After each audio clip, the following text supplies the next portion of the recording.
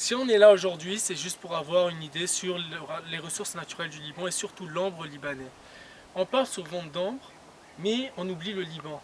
Pourquoi le Liban est toujours à l'extrême, est toujours à l'écart de tous les titres, par exemple à l'échelle mondiale? Si on ne parle pas de l'ambre de Liban, c'est pas grave. Tout le monde connaît que c'est l'ambre le plus important parmi tous les autres. Pourquoi le plus important? Le plus important parce que c'est le plus ancien au monde qui contient des inclusions biologiques d'une manière intensive. D'accord. Il y a de l'ambre qui est plus ancien, mais il ne contient pas d'inclusion. Et ce n'est pas le fait qu'il soit le plus ancien au monde qui le rend le plus important, mais parce que sa formation en fait coïncide avec une période cruciale pour la compréhension et l'étude de l'évolution sur la Terre. L'ambre du Liban, il est daté du Crétacé inférieur et plus exactement du Barémien inférieur. On dit souvent que l'ambre libanais il est à l'origine du film Jurassic Park. Est-ce vrai? Oui, l'ambre du Liban est à l'origine du film, enfin de l'idée du film. Avant les années 80, dans les années 60, il y a le professeur Afti Makra, qui était professeur à l'Université américaine de Beyrouth. Et c'était le premier Libanais à rassembler une collection d'ambres et avec des inclusions. Il est parti avec sa collection au Natural History Museum à Londres. Et là-bas, il a rencontré le responsable des collections d'insectes fossiles. C'était le professeur Paul Walley. Et Paul Walley, bon, ben, ils étaient tous les deux en train de prendre un café à côté de la station Victoria Station. Et là-bas, il y a le professeur Akla qui a dit, bah, imagine qu'un de ces insectes-là, il a son dernier repas avant d'être inclus dans l'ambre, c'était juste un dinosaure, enfin du sang de dinosaure. Et l'autre lui a dit, mais comment tu veux que ça soit un dinosaure? Il a des écailles qui sont très épaisses. Ouais. Il lui a dit, ben, écoute, autour des yeux, là on a la peau, elle est tendre. Ou dans l'anus, là aussi on a une peau qui est tendre et puis elle est bien irriguée par le sang, etc.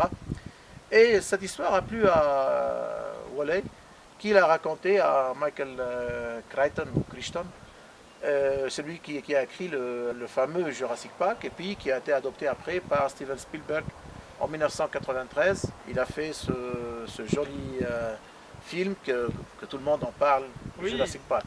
on remarque qu'il y a environ 400 gisements d'ambre au Liban et ils représentent environ 10% du territoire. Comment pouvez-vous nous expliquer cela? Au Liban, avant mes travaux, on ne connaissait qu'une dizaine de gisements. Et avec les travaux que j'avais faits, bon, actuellement on connaît plus de 450 gisements au Liban. Comment expliquer ça d'une manière scientifique? Pourquoi il y a autant de ces gisements? C'est tout simplement, en fait, c'est dû à la géologie et au paléoenvironnement. Le moment où il y a eu le dépôt de ces gisements, le Liban n'était pas comme ça.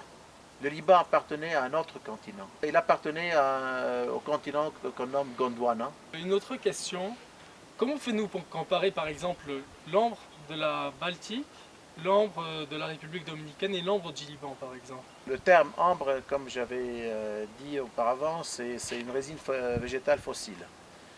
Cette résine, elle peut dériver des plantes, des conifères comme le cèdre par exemple, ou ça peut être aussi une léguminacée, comme c'est le cas de l'ambre de Saint-Domingue. Elle a Euh, disparu? ben, celui de Saint-Domingue, en fait, l'arbre qui a donné Saint-Domingue, il existe encore. Ah, C'est ok, une sorte de caroubier. Et bon, ça continue aussi toujours en fait à donner des résines. d'accord. Mais il faut voir aussi que l'ambre de Saint-Domingue, il a 16 millions d'années. L'ambre, que ce soit celui de l'ambre dominicain ou de la Baltique, ils sont beaucoup plus durs que l'ambre du Liban.